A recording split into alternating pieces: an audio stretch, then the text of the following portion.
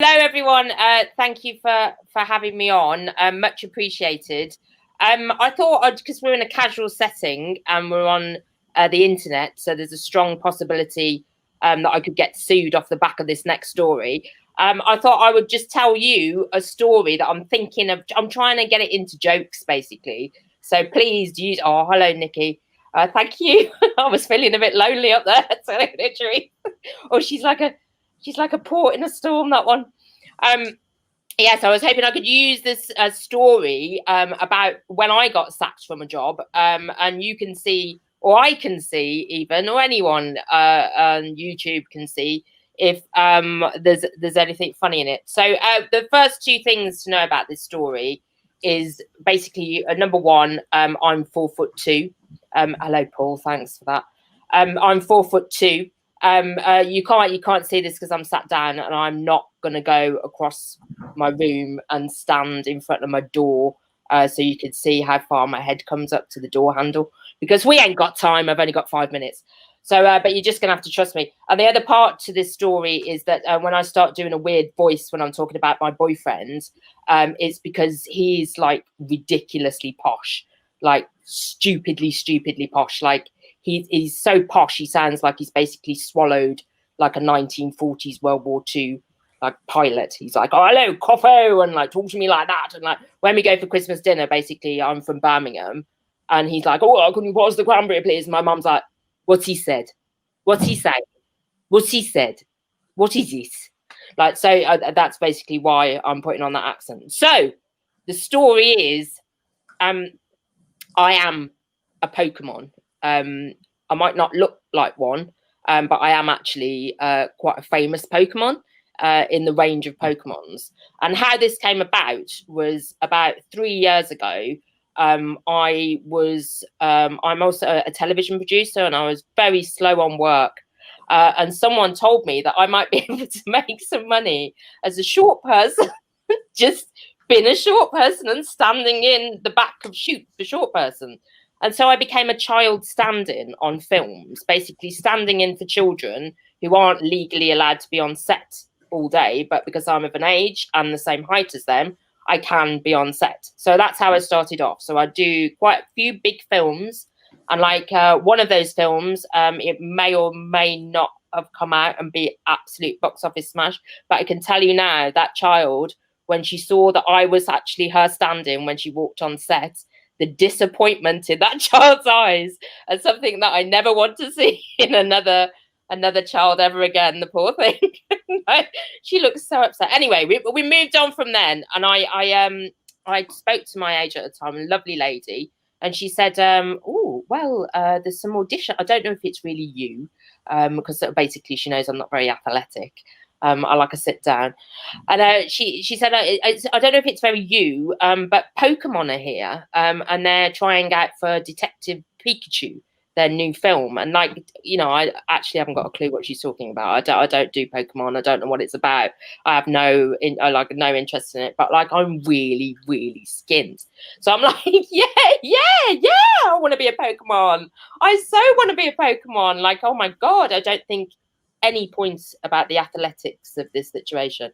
So the first stage of this thing was going to a workshop where lots of people, little people, were asked to go and act like Pokemon. If you've ever taken acid, like no, I'm sure people might have seen that in their hallucinations. As we were asked to do also, it's like come across the floor like you're a duck. And like that, I think that might have been the big money one. I'm not sure, but it might have been the big money one. Come across the floor as the duck. Congratulations to whoever who got that. And then come across the floor. Could you get on the floor and then jump up from the floor? So obviously I couldn't do any of these things. Like, I'm really unathletic. Like, I can barely change duvet cover. I have trouble walking from here to there. So I was like, I'm trying to be really style it out and be like, oh, just stand at the side when everyone was being really athletic. So instead, they started filming my face. And they spent ages on my face. Like, the guy from America, and there was a guy from Japan, and the guy from America was like, Joanne, Joanne, can I just get a little bit close up on your lips there? And Joanne, you've got the most amazing eyes. Can I get a little bit of close up? Like, my name's not Joanne. Like, I was too polite to tell him. So I just let him film my eyes, my lips and stuff. And so that night, I went back to my boyfriend's house and I said, I was like, oh, Linus, like, I'm going to be a Pokemon. I mean, how'd you break that to your other half? Number one, how'd you bring that up? He kind of took it quite well. He was like, okay, bumbling. I don't really listen to you anyway. Okay, fine. I was like, one, I'm going to be a Pokemon. And he was like, oh, really? Well, how's that going to work out? And I was like, well, I think I'm going to be the really pretty Pokemon because, like, they were really focusing on my eyes. And, like, they kept saying, oh, my God, you've got the most amazing eyes and your lips are so beautiful. And I was like, oh, my God, I'm going to be I've seen the one that I think I am. And it's got really big lips and, like, massive eyelashes. And, like, it's the pretty petite one.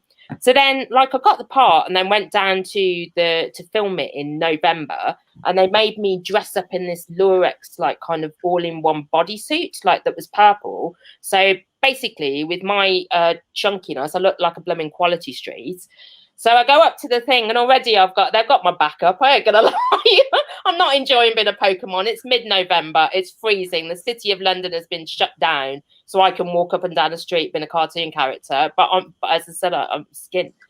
So as I walk past the desk, like the CGI desk, there's loads of this going on, and I'm like, oh, do you mind if I, because I work in production, so I feel like I can take the mickey a little bit.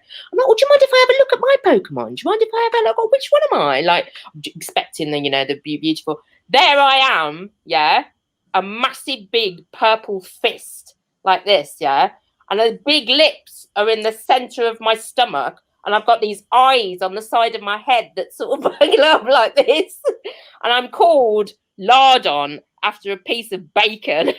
So basically, I'm horrified, absolutely horrified. And the thing hasn't even started yet. So we go into this whole thing, and it turns out I'm not a very good Pokemon, really.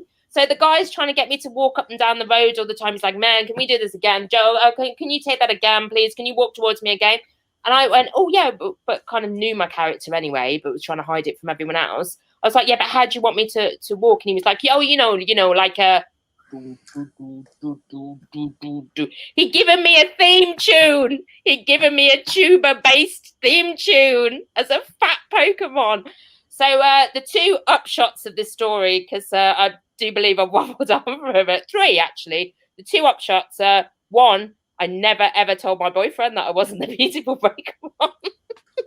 Number 2, I went to a park recently with my nephew and he was playing Pokemon. I went, oh, can you look at my Pokemon? And he went, and I went, oh, is that my Pokemon? I went, am I good? Do I get a lot of points then? He went, no, his exact words, no, you're not the worst one, but you're a bit low rent.